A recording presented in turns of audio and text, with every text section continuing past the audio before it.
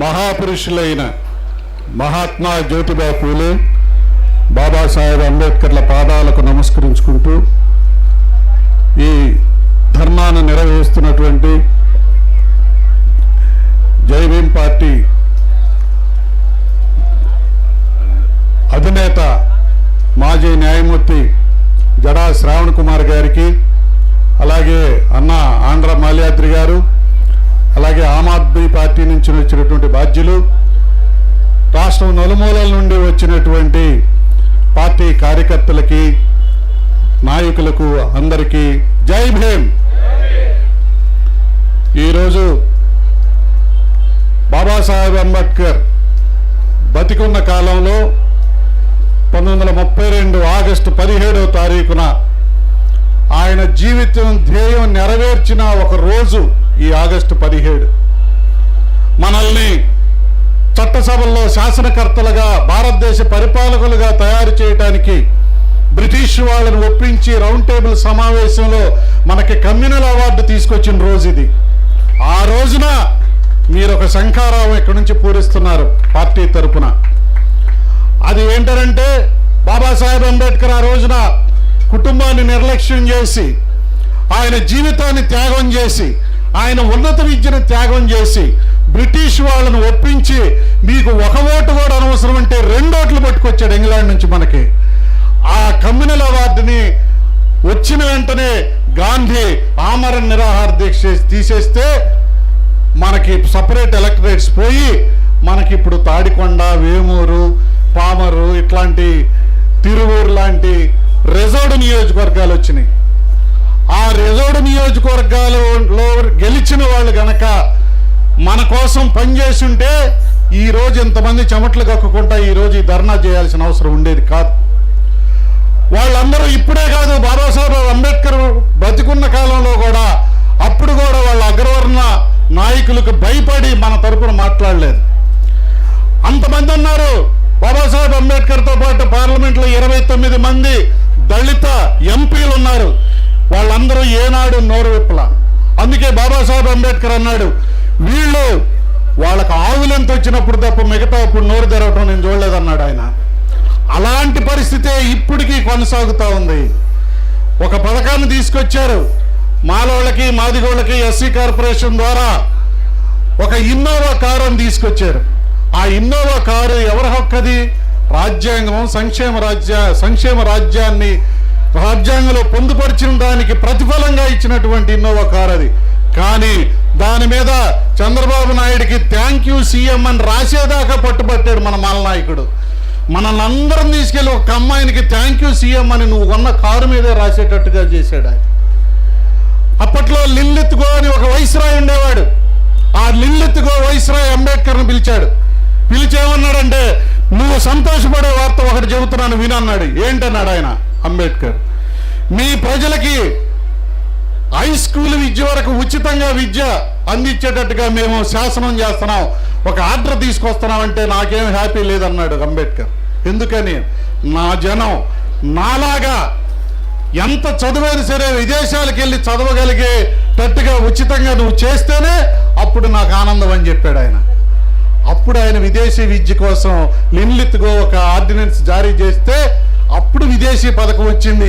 ఆ పథకాన్ని తీసుకొచ్చి జగన్ విదేశీ పథకం అని పేరు పెట్టారు. చూడండి, కనిపెట్టిందేమో అంబేద్కర్, పేరు పెట్టిందేమో జగన్మోహన్ రెడ్డి పేరు పెట్టారు. ఇది ఇవ్వటం కరెక్టే, మాకు ఎవరు డబ్బులు ఇస్తాడే ముఖ్యమని మన మాల నాయకుడి ద్వారానే అనిపించారు. చూసారా వాళ్ళకి ఎంత ఉపయోగపడుతున్నారు. అలా సప్లాన్ నిధులను తీసుకొచ్చారు. ఈ సప్లాన్ నిధులను ఎందుకు తీసుకొచ్చారు? 75లో జూన్ 25వ తారీఖున మనకి ఎమర్జెన్సీ ప్రకటించింది ఇందిరాగాంధీ. ఇందిరాగాంధీ మీద వ్యతిరేకత వచ్చేసింది. ఎక్కడ చూసినా వచ్చే 77 ఎలక్షన్లో ఇందిరాగాంధీ ఓడిపోద్ది అనుకుంటుంటే ఆ ఓటమికి రక్షించేది ఎవరంటే ఇక్కడ ఉన్నటువంటి మాలమాదిగలే రక్షించగలరు అని చెప్పి, ఎస్సీ ఎస్టీలే రక్షించగలరు అని చెప్పి ఆమె ఎస్టీ సప్లాన్ తీసుకొచ్చింది. ఎస్టీ సప్లాన్ తీసుకొచ్చి ఎస్టీ సప్లాన్తో ఆకుండా ఎస్సీ సప్లాన్ కూడా తీసుకొచ్చింది. దాని ప్రకారం బడ్జెట్లో మన వాటా మనకి ఇంత శాతం అని కేటాయించాలి. ఆమె కేటాయించాలని అప్పుడు ఆమెకి వ్యతిరేకత పోతుందని తెచ్చినటువంటి ప్లానే ఎస్సీ ఎస్టీ సప్లాన్. దీనికి రాజశేఖర్ రెడ్డి వచ్చిన తర్వాత, ముఖ్యమంత్రి అయిన తర్వాత 2006 జూలై 19వ తారీఖున ఒక ఆర్డినెన్స్ తీసుకొచ్చాడు ఆయన, GOMS నంబర్ 101. దాని ప్రకారం ఏంటంటే మొత్తం బడ్జెట్లో 16.2% మనకు కేటాయించాలి. 1,00,000 రూపాయలు కనుక 1,00,000 కోట్లు కనుక బడ్జెట్ ఉంటే 16,000 కోట్లు SC STలు కేటాయించాలి. కానీ ఆ ఆర్డినెన్స్ తీసుకొచ్చిన రాజశేఖర్ రెడ్డి ఈ సప్లాన్ నిధులు తీసుకెళ్లి పులివెందుల్లో డ్రైనేజ్ కాలువలు తవ్వించాడు. అక్కడ ఇదొక చెరువు ఉంది కదా, హుస్సేన్ సాగర్ నీళ్లు మురికైపోయినాయి అంట. ఏ డబ్బులు తీస్తే బాగుంటుందని చెప్పి తీసుకొచ్చి ఆ హుస్సేన్ సాగర్ని బాగు చేయించాడు. ఆయన అట్లా డైవర్ట్ చేశాడు ఆ డబ్బులు. సెంట్రల్ గవర్నమెంట్ నుంచి ఉన్నత విద్యకి, మాలమాదిగల ఉన్నత విద్యకి ఉపయోగపడే ఫండ్స్, 1000 కోట్ల ఫండ్స్ తీసుకొచ్చి ఆయన రాజశేఖర రెడ్డి తీసుకొచ్చి ఎక్కడ పెట్టాడంటే ఇందిరమ్మ ఇళ్లలో పెట్టాడు. ఇందిరమ్మ ఇళ్ళు అంటే మన వాళ్ళందరూ ఏమనుకున్నారంటే ఇందిరమ్మ ఇళ్ళు 9 బెడ్రూములు కదా, ఎక్కడ ఢిల్లీలో ఇందిరమ్మ ఇళ్ళు కడతారంట మనకి రాజశేఖర రెడ్డి. అంటే 9 బెడ్రూములు అనుకున్నారు ఇళ్ళు. అంత ఇల్లు మనకు కడుతున్నాడు అనుకుని వీళ్ళందరూ వచ్చి వర్క్ ఇన్స్పెక్టర్ వచ్చి ముగ్గేసాడు. ఈడ ఏందయ్యా ఇది అన్నారు. ఇందిరమ్మ ఇల్లమ్మా. ఇందిరమ్మ ఇల్లా? ఇంత ఇక్కడే గీసా ముగ్గు. ఇందిరమ్మ ఇల్లు అంటే 9 బెడ్రూములు కాదమ్మా, ఇంతే ఇందిరమ్మ ఇల్లు అని చెప్పాడు. మనకి రావాల్సినటువంటి ఉన్నత విద్య కేటాయించిన డబ్బులను తీసుకొచ్చి ఇందిరమ్మ ఇల్లు పెట్టి అందులో ఒక గది పెట్టారు. అందులో కొత్తగా పెళ్ళయిందంటే ఎక్కడ కూర్చోవాలో కూడా అర్థం కావట్లా. ఒకవేళ ఇంజనీరింగ్ చదివే స్టూడెంట్ ఉంటే ఏ మూల కూర్చొని చదువుకోవాలి కూడా అర్థం కావట్లా. ఒక్క ఇందిరమ్మ ఇల్లు గృహప్రవేశం చేసి 10 మంది చేతులు కడిగిచ్చినోడు లేడు, దాని మెట్లు పూర్తి చేసినోడు లేడు. వాడు మెట్లు వరకే చేస్తాడు, అటు ఇటు సపోర్టింగ్ వాళ్ళే ఉండదు. వీళ్ళు ఎండాకాలం గాలి పోసుకోవడానికి పైకి ఎక్కుతారు, మధ్యలో వర్షం వచ్చుద్ది, అక్కడి నుంచి దూకి పడిచే కాళ్ళు చేతులు ఎరగొట్టుకుని ఉన్నాడు. ఆ ఇందిరమ్మ ఇళ్ళకి ఇనుము సప్లై చేసినోడు రెడ్డి, ఆ ఇందిరమ్మ ఇళ్ళకి ఇసుక సప్లై చేసినోడు రెడ్డి, ఆ ఇందిరమ్మ ఇళ్ళకి సిమెంట్ సప్లై చేసినాడు కమ్మ. 3,250 కోట్ల రూపాయలు ఇందిరమ్మ ఇళ్ళకి పేరుతో వాళ్ళకే పోతే కిళ్ళి కొట్లు అంటే ఒక కిల్లు మిగిలింది. దాంట్లో ఏ గృహ ప్రవేశం చేయాలో అర్థం కాలేదు, ఎటువంటి ప్రవేశించాలో అర్థం కాలేదు. అది వీళ్ళు తెచ్చేటువంటి పథకాలు. మనకు ఆరోగ్యశ్రీ అనే ఒక పథకం తెచ్చారు. ఆరోగ్యశ్రీ అంటే ఏంటంటే నువ్వు పార్పొరేట్ హాస్పిటల్లో ఎట్లాంటి వైద్యం వస్తుందో అలాంటి వైద్యం ఇక్కడున్న రాష్ట్రంలో పేదలందరికీ వస్తుందని చెప్పారు. నిజమేననుకున్నాం. సెంటర్లో ఎవరు హాస్పిటల్ ఉంటుంది? మంగళవాళ్ళ హాస్పిటల్ ఉంటుందా, మాలవాళ్ళ హాస్పిటల్ ఉంటుందా? అది రెడ్డో ఖమ్మం హాస్పిటల్ అయ్యి ఉంటుంది. దానికి ఆరోగ్యశ్రీ నిధులు కేటాయించారు. హార్ట్ స్పెషలిస్టులు అంటారు. ఆ హార్ట్ ఆపరేషన్ చేస్తే మొత్తం మన వాళ్ళు కూడితే 12,000 అయింది, దూదితో సహా, సిరంజి దుడిచే దూదితో సహా లెక్కేస్తే 12,000 అయితే దానికి లక్షల రూపాయలు కేటాయించారు. మొత్తం డబ్బులు ఇక్కడేమో మన జనం వెళ్ళే గవర్నమెంట్ హాస్పిటల్లోనే పందులు బొరులాడుతున్నాయి. ఆరోగ్యశ్రీ డబ్బులు తీసుకున్న, గవర్నమెంట్ కేటాయించిన ఆరోగ్యశ్రీ డబ్బులు తీసుకున్నటువంటి ఈ ఆరోగ్యశ్రీ డబ్బులు కమ్మారెడ్డి డాక్టర్లు ఒక అంతస్తు మీద అంతస్తు లేపేసేశారు. అలాంటి పరిస్థితుల్లోనే ఈ పథకాలన్నీ వచ్చినాయి. మొన్న 59,000 కోట్ల రూపాయలు పనులు ప్రారంభిస్తా నరేంద్ర మోడీ అమరావతి వచ్చాడు. 59,000 కోట్ల రూపాయలు కేటాయిస్తే మీరు అట్లా వెళ్ళండి అమరావతి సెక్రటేరియట్ వైపు, లారీలు, ట్రక్కులు మొత్తం అక్కడ దిగుతా ఉన్నాయి. ఆ ట్రక్కులన్నీ ఎవరే? ఒక్క ట్రక్కు మాలోడిది లేదు, ఒక్క క్రేన్ మాదిగోడిది లేదు, మొత్తం కమ్మోళ్ళ ట్రక్కులే తిరుగుతున్నాయి. అక్కడ మాత్రం ముడేసేది, మూటలు కట్టేది, అక్కడ ఎండలో పనిచేసేది, రాడ్ బెండింగ్ చేసే వాళ్ళందరూ మాలమాదిగలే. చూడండి ఎంత దుర్మార్గంగా ఉందో వాళ్ళ. నీవు అధికారం ఇంతమంది చేత మనం ఇచ్చేస్తే, బాబాసాహెబ్ అంబేద్కర్ కూడా ఏమనుకున్నా అంటే మన వాళ్ళకి అధికారం ఇస్తే అధికారం ఎట్లా వస్తుంది? ఓటు ద్వారా వస్తుంది. ఆ ఓటు తీసుకున్నటువంటి అధికారంతో వీళ్ళు శాసనకర్తలు అవుతారనుకుంటే ఈ ఓటు కూడా కమ్మారెడ్లకు ఇచ్చేసి వాడి ముందు చేతులు కట్టి కూర్చుంటాడని ఆయన ఊహించరు. ఆ రోజున ఆయన సహాయకుడు రత్తు అని ఉన్నాడు, అంబేద్కర్ సహాయకుడు. ఆయనకు ఒక్కడికే స్వేచ్ఛ ఉంటుంది, అంబేద్కర్తో మాట్లాడే స్వేచ్ఛ. ఆయన పోయి ఒక రోజు అడిగాడు అంబేద్కర్ని, నువ్వు మాకేం చేసావన్నాడు. అంబేద్కర్ ప్రశ్నించాడు, నువ్వు మాకేం చేసావని. రాజుని నీ ఇంటి దాకా తీసుకొచ్చారా? అంతకుముందు మాలపల్లి అంటే లెక్కలేదు, మాదిగపల్లి అంటే లెక్కలేదు, యానాదులు అంటే లెక్కలేదు, కొండ ప్రాంతం అంటే లెక్కలేదు. వాళ్ళు ఇళ్ళకెళ్లాల్సిన అవసరం కూడా లేదు. కానీ వాళ్ళు ఇళ్ళకెళ్లాల్సిన అవసరం ఎవరు కల్పించారు? అంబేద్కర్ మనకు ఓటు హక్కు ఇవ్వటం ద్వారా కల్పించారు. ఓటు కోసం మనం నీ దాకా వస్తున్నాడు. రాజును నీ ఇంటి దాకా వచ్చా, వాడి మీద ఎక్కుతావా, నువ్వు వాడిని ఎక్కించుకుంటావు, నీ ఇష్టం అన్నాడు అంబేద్కర్. ఇప్పుడు మనకేం చేస్తున్నారంటే ఒక్క 5 ఏళ్ళు రెడ్లు ఎక్కుతారు, వాడు వాయించి పడేస్తాడు, రెడ్లొద్దు కమ్మోళ్ళని పిలువంటారు. వీడు 5 ఏళ్ళ చీడు వాయించి పడేస్తాడు, కమ్మోళ్ళొద్దు రెడ్లు పిలవండి అంటారు. ఒకడికి శిక్ష వేశారు. ఏం శిక్ష అది? 100 ఉల్లిపాయలు అన్న తిను, 100 కొరడా దెబ్బలు అన్న తినని ఒక శిక్ష వేశారు. వాడు ఏం చేశాడు? కొరడా దెబ్బలు ఎవడు తింటాడు? ఉల్లిపాయలు తీసుకురండి అన్నాడు. ఉల్లిపాయలు తీసుకొచ్చారు. 1 తిన్నాడు, 2 తిన్నాడు, 3వ దానికి నోరు మండుతుంది, 4వ దానికి భరించలేక ఉల్లిపాయలొద్దు కొరడా తీసుకురండి అన్నాడు. కొరడాతో 1 దెబ్బ వేశారు, 2 వేశారు, 3 వేశారు, 4వ దానికి పేలిపోయింది. కొరడా వద్దు ఉల్లిపాయలే తీసుకురండి అన్నాడు. వాడు అది తీసురమ్మని ఇది తీసురమ్మని వాడు 1 శిక్ష చాలురా అంటే 100 ఉల్లిపాయలు తిన్నాడు, 100 కొరడా దెబ్బలు తిన్నాడు. అదే మనం కూడా రెడ్లు వరకు దంతే చాలనుకుంటే బాగున్నాడు. కాదు నువ్వు దించి మళ్ళీ కమ్మోడిని ఎక్కించారు. కమ్మోళ్ళు దంతే కాదు నువ్వు దిగు నాయన, నువ్వు దిగు, మళ్ళీ నువ్వు రా అని అన్నారు. జగన్మోహన్ రెడ్డి అంటే ఆయన మనకు మేనమావ అని చెప్పారు. మన జడాశ్రావణ్ గారు ఇప్పుడు చెప్పారే, మేనమావ అంటే ఏంటి? మన తల్లి బాగు కోరతాడు, మన బాగు కోరతాడు, ఆయన్ని మేనమావ అంటారు. కానీ జడాశ్రావణ కుమారు గారు చెప్పినట్లుగా ఇంట్లో నుంచి ముఖ్యమంత్రిగా జగన్మోహన్ రెడ్డి బయటకు వచ్చేటప్పుడు మొదట గుమ్మం దగ్గరే అందరూ విజయసాయి రెడ్డి రెడ్లందరూ ఉండేవాళ్ళు. అక్కడి నుంచి కొద్దిగా బయటకు వస్తే అక్కడి నుంచి కొడాలి నాని ఇళ్ళు ఉండేవాళ్ళు. అక్కడి నుంచి 3వ దానికి వచ్చేస్తే ఈ బొత్స సత్యనారాయణ ఇళ్ళు, 5వ వాకిటి దగ్గర మన వాళ్ళు ఉండేవాళ్ళు, ఈ ఎమ్మెల్యేలందరూ కూడా. అది మేనమామ వీళ్ళకి ఇచ్చినటువంటి స్థానం. ఆ జగన్మోహన్ రెడ్డి మనకు చేసిన ద్రోహం మామూలు ద్రోహం కాదు. ఎస్సీ కార్పొరేషన్ అంటే మాల కార్పొరేషను, మాది కార్పొరేషను, రెల్లి కార్పొరేషను విభజిస్తే ఇంకెక్కువ నిధులు వస్తాయి అనుకున్నారు వీళ్ళు. కానీ ఆ విభజించడం వల్ల ఏమైందంటే ఆ ఎస్సీ కార్పొరేషన్, ఈ 3 corporation, Mala Madiga corporation, Relli corporation, ఈ 3 కార్పొరేషన్ ఉద్యోగులందరూ ఉదయాన్నే 10ంటికి బాక్స్ తెచ్చుకోవటం, 1:30 దాకా రీల్స్ చూడటం, 1:30 నుంచి 2:30 దాకా తినటానికి ఏం తీరిగ్గా తింటాం, 2:30 దాకా, 3:30 కొద్దిగా పొద్దువాళ్ళు బాగా వెళ్ళిపోవడం. పని ఏముంది? లోన్ అడిగినోడు లేడు, శాంక్షన్ చేసినోడు లేడు, వీళ్ళ గ్రాంట్ ఇచ్చినోడు లేడు. అట్లా కొన్ని వేల మంది లక్షల మంది లబ్ధిదారులుగా ఉన్న మాలమాదిగల పథకాలని నిర్వీర్యం చేసిన మొదట మనగాడే జగన్మోహన్ రెడ్డి. ఇప్పుడు ఆయన ఎక్కించాలని కూర్చున్నారు. చంద్రబాబు నాయుడు పరిపాలన బాగాలేదంటున్నారు. వీళ్ళందరికీ ఆటలో అరటిపండులాగా వచ్చేసాడు పవన్ కళ్యాణ్. ఆయనకి నుంచోవటం రాదు, నిలబడటం రాదు, మాట్లాడటం రాదు, నవ్వటం రాదు, నడవటం రాదు. ఆయన మనకు ఉప ముఖ్యమంత్రి. ఆ ఉప ముఖ్యమంత్రి ఏ లెక్కలో తెలియదు, అన్ని చూసే చదువుతాడు. ఈయన జగన్మోహన్ రెడ్డికి ఏ లెక్కలు రావు, ఆయన చూసే చదువుతాడు. మాలాగా నిలబడి ఒక పథకం మీదో ఒక పాలసీ మీదో నిలబడి కాగితం చూడకుండా మాట్లాడలేరు. ఇప్పుడు దాకా జడాశ్రావణ్ గారు మీకు ఉపన్యాసం ఇచ్చాడు. ఆయన డేటా అప్పుడు మాత్రమే కాగితం చూశాడు తప్ప ఎనలైజ్ చేశాడు కాగితం చూశాడా? ఆయన చంద్రబాబు నాయుడు చూసి కూడా చదవాలి, నాయుడు అనే మాట కూడా.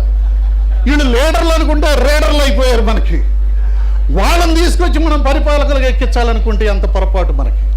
మనకి మహాత్మా జ్యోతిరావు పూలే ఇచ్చిన అదే ఆశయం ఉంది, బాబాసాహెబ్ అంబేద్కర్ ఇచ్చినటువంటి సిద్ధాంతం ఉంది. ఆ 2 నీకు గైడ్గా పనిచేయాలి. ఆ 2 నీకు దగ్గరగా పెట్టుకుంటే చంద్రబాబు నాయుడు, జగన్మోహన్ రెడ్డి, పవన్ కళ్యాణ్ పురుగుల్లాగా కనపడతారు. నువ్వు పరిపాలకుల్లాగా ఉంటావు. చాలామంది ఏమంటున్నారంటే ఎక్కడైనా వాళ్ళల్లో కమ్మోళ్ళలో బాగా దూకుడుగా వస్తే వీడు మనకు హోమ్ మినిస్టర్ పనికి వస్తాడు అంటున్నారు. ఎవడన్నా పెద్దరికంగా నెమ్మదిగా ఉంటే వీడు మనకు జిల్లా పరిషత్ చైర్మన్ రెడ్డి అని అంటున్నారు. అదే మనవాడు టక్ చేసుకొచ్చే వీడు మనకు పోలింగ్ ఏజెంట్ అంటున్నారు. మన స్థానం అది. మనం ఉన్న స్థితి నుంచి ఉన్నత స్థితికి చేరాలంటే మనం చేయాల్సిన పని ఏంటంటే నువ్వు పరిపాలకులకు కావటం. నేను అంబేద్కర్ వాదిని అని అంటే నీదే పార్టీ. నువ్వు అంబేద్కర్ వాది అయితే నీది తెలుగుదేశం అయితే నువ్వు ఎట్లా అంబేద్కర్ వాదివి?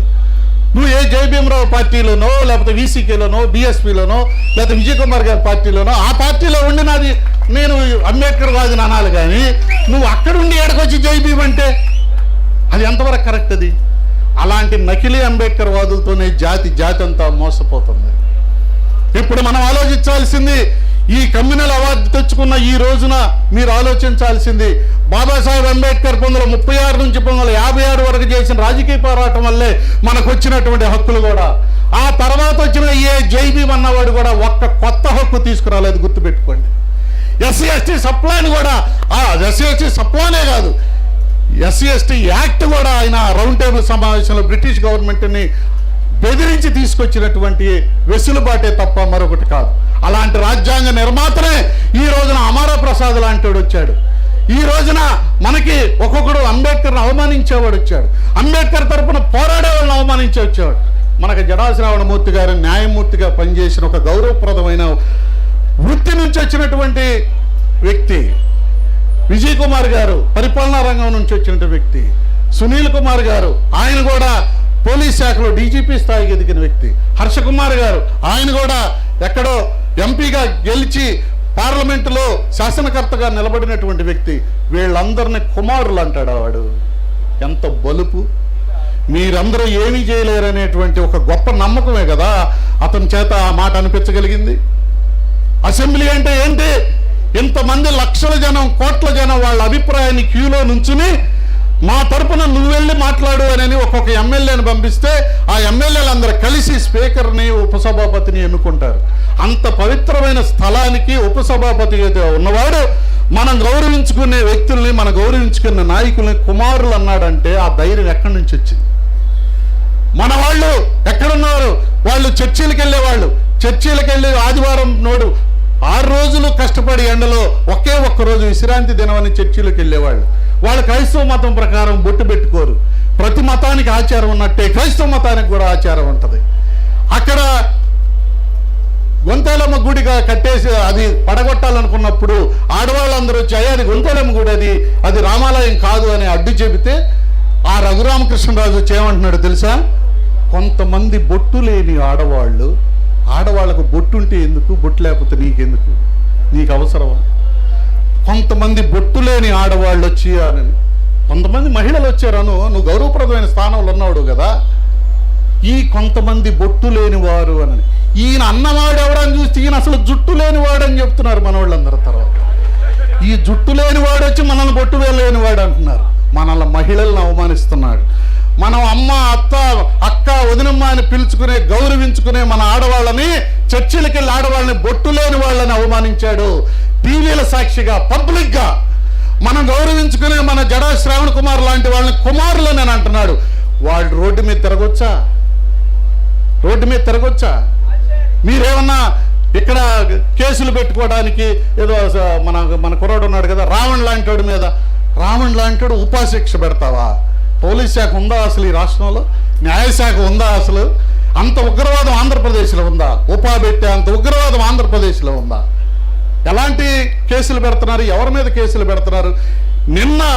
మొన్న ఐతానగర్లో కుర్రాళ్ళని తీసుకొచ్చి గంజాయి అమ్ముతున్నారంటాళ్ళు, గంజాయి తాగుతున్నారంట. అందుకని వాళ్ళని నడి రోడ్డు మీద 3rd డిగ్రీ చూపించారు. ఎవర్రా అంటే వాళ్ళు మాలమాదిగలండి. వాళ్ళని నడి రోడ్డు మీద 3rd డిగ్రీ చూపించాడు. ఆ కొట్టిన సీఐ ఎవడో వాడు ఇంకొక అమ్మాయిని మోసం చేసి వీడియోలతో సహా దొరికినోడు. ఆమెను సమర్థించింది ఎవరు? మన హోమ్ మినిస్టర్ గారు, మన అమ్మాయి. చూడండి ఎట్లాంటి గొప్పోళ్ళు మనకున్నారు. నిన్న అద్దంకిలో 2 ఎస్ఐలు దొరికారు గంజాయి అమ్ముతా. వాళ్ళని కూడా రోడ్డు మీద కొడతారా మీరు? అనితమ్మ, ఆమె పేరు అనితమ్మేగా. నువ్వు కొడతావా వాళ్ళని? రోడ్డు మీద ఎస్ఐలను 2 కొడతావా? మాలోళ్ళు కాదని వదిలేస్తావా?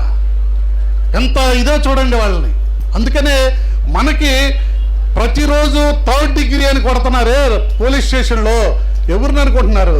మాలమాదిగల్ని. రెడ్లను కొట్టరు, కమ్మళ్ళని కొట్టరు, బ్రాహ్మణులను కొట్టరు. 3rd డిగ్రీ వాళ్ళ లాఠీలన్నీ ఇరిగేది మన మీదే. వీళ్ళే మళ్ళీ పోలింగ్ ఏజెంట్లు. అక్కడ లాఠీల చేత ఇప్పుడు ఎరగొట్టించుకునే వాళ్ళే పోలింగ్ ఏజెంట్లు. అంటే టీడీపీ ఏజెంట్లు అందరూ వైసీపీ అప్పుడు తన్నులు తింటారు, వైసీపీ అధికారంలో ఉన్నప్పుడేమో టీడీపీ ఏజెంట్లు తన్నులు తింటారు. ఒక 5 సంవత్సరాలు లేటే తప్ప 3rd డిగ్రీ గ్యారెంటీ. అలాంటి పరిస్థితుల్లో మీరు బాబాసాహెబ్ అంబేద్కర్ చెప్పినటువంటి పరిపాలకులుగా తయారవటానికి అంబేద్కర్ సిద్ధాంతాన్ని అధ్యయనం చేసి ఆ జ్ఞానంతో వీళ్ళందరినీ నిలువరించగలగాలి. ఈ రోజున చంద్రబాబు నాయుడు వచ్చి ఏం చెబుతున్నాడంటే ఆయన విజనరీ ఉన్నవాడు. ఆయనకి ఎంత విజన్ ఉందని అప్పట్లో 2020 విజన్ అన్నాడు, ఇప్పుడు వచ్చి 2047 విజన్ అని చెబుతున్నాడు. ఆయన ముందు చూపు కలిగినవాడు, ఆయన దార్శనికత కలిగిన వాడు అని చెబుతున్నారు. ఆయన ముందు చూపు ఏంటనంటే నా తర్వాత లోకేష్ అవ్వాలి ముఖ్యమంత్రి. అది ఆయన ముందు చూపు. లోకేష్ తర్వాత మన ముఖ్యమంత్రి పుట్టేశాడు, ఆయన దైవాంశ అంట. ఆయన ఇప్పుడిప్పుడే తీసుకొస్తున్నారు. అన్ని అవార్డులు వాళ్ళ ఇంట్లోనే. చంద్రబాబు నాయుడుకి ఒక అవార్డు, భార్యకి ఒక అవార్డు, మనవడికి కూడా విదేశాల్లో అవార్డు మనకు వచ్చేస్తుంది. మనం ఇక్కడున్న పిల్లడు ఐఐటి కాలేజీలో జారలేకపోతున్నాడు, కానీ చంద్రబాబు నాయుడు మనవడు ఇంక అడుగులు మరవక ముందే, తప్పటడుగులు ముగియక ముందే విదేశాలకు వెళ్ళి అవార్డు తెచ్చుకునే స్థాయికి ఎదుగుతా ఉన్నారు. మనం ఏ స్థితిలో ఉన్నాం, మన పిల్లలు ఏ స్థితిలో ఉన్నారో మీరు ఆలోచించండి. ఏం చేయాలి మనల్ని, మన కర్తవ్యం ఏంటి, ఈ 3 సంవత్సరాల్లో మనం ఏం చేయాలి? ఏం చేయాలంటే మీకు ఒక చిన్న ఉదాహరణ చెబుతా. మనకి 2004లో కాంగ్రెస్ పార్టీ గుంటూరు జిల్లాలో 17 సీట్లలో 16 సీట్లు గెలిచింది. 1 సీట్లో ఓడిపోయింది. ఆ 1 సీట్ ఏదంటే పొన్నూరు. ఆ పొన్నూరులో ఎందుకు ఓడిపోయిందంటే రాజకిషోర్ అని ఒక ఆయన ప్రిన్సిపాల్ మాల ఆయనకి కాంగ్రెస్ పార్టీ టికెట్ ఇచ్చింది. అక్కడ 1,00,000 ఓట్ల మెజారిటీ ఉన్న కాంగ్రెస్ స్థానం అది. అలాంటి చోట ఒక మాలోడు ఎమ్మెల్యేగా నిలబడ్డాడని కాంగ్రెస్ కమ్మోళ్ళు, తెలుగుదేశం కమ్మోళ్ళు అందరూ ఏకమైపోయి రాజకిషోర్ని ఓడించేసి ధూళిపాళి నరేంద్రని ఇష్టం లేకపోయినా ఎమ్మెల్యే చేసేసారు. వాళ్ళు నిర్ణయం తీసుకున్నారు, మనం మాత్రం ఆ రిజర్వ్డ్ సీట్లో తప్ప మిగిలిన చోట్ల ఏ మాలమాదిగుణల్ని ఎన్నిక కానియటానికి వీలు లేదని వాళ్ళు నిర్ణయం తీసుకున్నారు. కానీ మీరేం చేయాలంటే ఈరోజు మీరు తీసుకోవాల్సిన నిర్ణయం ఏంటంటే మా కంఠంలో ప్రాణం ఉండగా కమ్మారెడ్లకు ఓటేయమనండి. 2029లో జడా శ్రావణ ముఖ్యమంత్రి అయిపోతాడు. ఆ ఒక్క నిర్ణయం తీసుకోవటమే.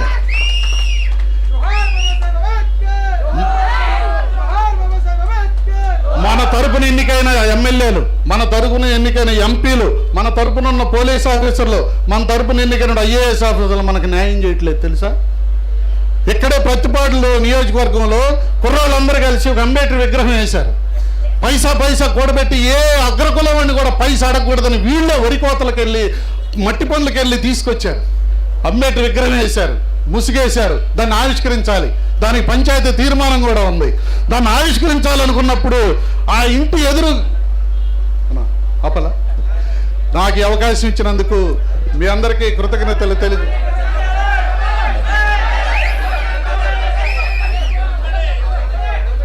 ఈ ఒక్కటి చెప్పి ముగిస్తాం, ఎందుకంటే సార్ వాళ్ళు మిగతా వాళ్ళు మనం అందరి టైం మనం తింటాం, ప్రజాస్వామ్యం కాదు. నాయకులు చాలామంది మాట్లాడారు, ఒక్క విషయం చెప్పి ముగిస్తా. అక్కడ రాజశేఖర్ ఆయన అంబేద్కర్ విగ్రహం పెట్టారు, దాని ఎదురుగా మేడికొండ సుబ్బారావు అనే కమ్మాయన ఉన్నాడు. వాడు బజార్కి వెళ్ళాడు సాయంత్రం టీ తాగి, పగలంతా నిద్రపోయి. సాయంత్రం టీ తాగి అక్కడ బజార్కి వెళ్ళేసరికి ఏమిరా ఒక అంటరానుడు విగ్రహం ఎదురుగా పెట్టుకున్నావు అన్నాడు. ఎవరిది? అంబేద్కర్దా? మరి నీ ఇంటి ఎదురుగా పెట్టుకున్నావు ఏందన్నాడు. మరి ఏం చేయమంట? తీయమనరా, తీపిచ్చు దాన్ని అన్నాడు. కుర్రాలను పిలిచిరే అది జరపండి అన్నాడు. మేము జరపమన్నారు. వీళ్ళు పోలీస్ కంప్లైంట్ ఇచ్చారు, పోలీస్ స్టేషన్ పిలిపించారు, అయినా మేము జరపమన్నారు. ఇట్లా కాదని కమ్మోళ్ళందరూ పోయి రాయపాటి సాంబశివరావు చెప్పారు, రాయపాటి సాంబశివరావు పిలిపించాడు, మేము జరపమన్నారు. అట్లా కాదని చెప్పి అక్కడ ఎమ్మెల్యే మన అమ్మాయి, ఆ అమ్మాయికి చెప్పారు. ఆ అమ్మాయికి మేము నక్సలైట్లని కేసు పెడతా, మీరు తీస్తారా తీరా? నువ్వు నక్సలైట్లు కాదు, నువ్వు కలిస్తానని పెట్టు, మేము ఉగ్రవాదులు అని పెట్టి మేము తీయమన్నారు. ఈలోపు ఒక కలెక్టర్ వచ్చాడు, మనోడే కలెక్టర్. వచ్చి రాగానే వాళ్ళందరూ కలెక్టర్కి చెప్పారు. వీళ్ళు పోయి కుర్రాళ్ళు పోయి కలెక్టర్ని కలిశారు. అయ్యా మేము పైసా కూడబెట్టుకుని అంబేద్కర్ విగ్రహం వేసుకుంటే దాన్ని ఇట్లా జరపండి అంటున్నారు. ఎవడా జరపనేది? అంబేద్కర్ కృషి వల్లే నేను ఈ రోజున కలెక్టర్ సీట్లో కూర్చున్నాను. వాళ్ళందరూ ఆనందంతో చప్పట్లు కొట్టారు. అది మీరు విగ్రహావిష్కరణ పెట్టుకోండి, నేను వస్తే ఆవిష్కరిస్తానని చెప్పాడు. ఆవిష్కరణ పెట్టుకున్నారు, ఇన్విటేషన్ కార్డు వేశారు. ఒక్కొక్క బండి మీద 3 వెళ్ళారు. ఒక బండి మీద 3 ఉన్నారంటే మాలోళ్ళనే కదా అర్థం. ఒక బండి మీద 3-4 వెళ్ళిపోయారు. అక్కడికి కలెక్టర్ దగ్గరికి వెళ్ళారు, లోపలికి చీటీ పంపారు. లోపలికి పిలిచాడు ఆయన, ఇట్ట చీటీ పంపొద్దు, మీ అమ్మే కలెక్టర్గా ఉన్నాడు అనుకోండి, మీరు ఇట్ట చీటీ పంపొద్దు, మీరు డైరెక్ట్గా వచ్చి మీకేం కావాలో అడగండి, మీరు ఎవరు నా తమ్ముళ్ళు, మీరు డైరెక్ట్ కొట్టి చీటీ పంపండి అన్నాడు. బొమ్మ కొద్దిగా అవతలకు జరపండి అన్నాడు. ఇంత చెప్పినోడు ఏం చెప్పాడు? బొమ్మ కొద్దిగా అవతలకు జరపండి అన్నాడు. ఆ జిల్లా పరిషత్ చైర్మన్ మనమ్మాయే, ఆ ఎమ్మెల్యే మనమ్మాయే, పక్కన తాడికొండలో ఎమ్మెల్యే మనవడే, పక్కన వేమూరులో మనవడే, మొత్తం వీళ్ళందరూ కలెక్టర్ మనవడే. ఎంతమంది అధికారాలు కలిసి అంబేద్కర్ ముసుగు చించడానికి ఉపయోగపడినప్పుడు వాళ్ళు మన జీవితాలను బాగు చేస్తారా? అందుకని 2029లో మీరు నిర్ణయం తీసుకుని ఒక్క డిపాజిట్ రాకూడదు, ఒక్కడికి కూడా ఎక్కడ కూడా. రఘురామకృష్ణ వీళ్ళందరూ కూడా ఇళ్లలో నుంచి బయటకు రాకూడదు. అలాంటి ఓటు విప్లవం మీరు తీసుకొస్తారని చెప్పి తెలియజేసుకుంటూ నాకు ఈ అవకాశం ఇచ్చినందుకు జడా శ్రావణ గారికి, నాయకులకి, రామారావు గారికి అందరికీ కృతజ్ఞతలు తెలియజేసుకుంటున్నాను. జై భీమ్.